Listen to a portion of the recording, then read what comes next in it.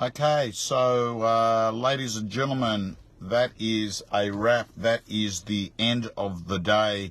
And what I want to do is just give you a summary of my auction results today. 11 auctions conducted, and out of the 11 auctions, 5 were sold, including one which I'm leaving right now in Glenfield.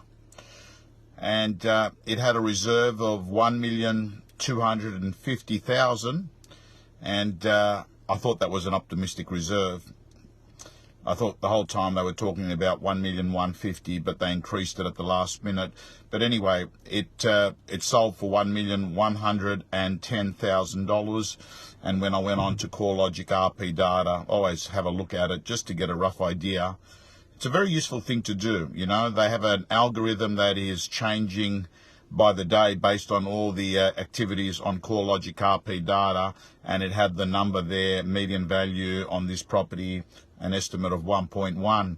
So there's no question about it. I always thought to myself, I bet you there'll be a change in sentiment today with the talk of interest rates going up on Melbourne Cup Day, and also the chance that interest rates are going to go up again in December. And that conversation, that media talk has actually scared some of the buyers. They still showed up, but they weren't going that extra mile, just being a little bit cautious.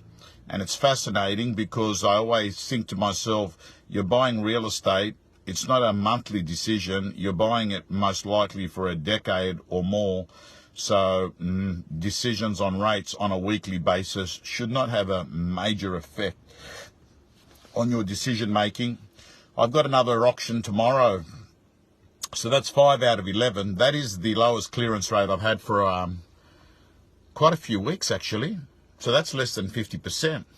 I expect that there's going to be a few owners who have been hoping for very, very high figures are going to get reality checks at the moment, because these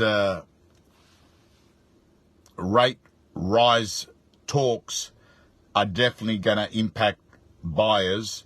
They might not pull out of the market, but they're not going to pay the price that they were going to. So, yeah, that's the story, team. 5 out of 11. An auction to be done tomorrow as well.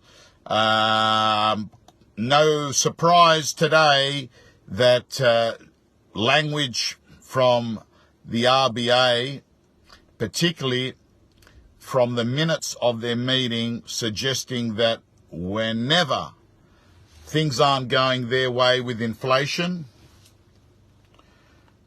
they're going to act. They're going to act. Anyway, team, signing off.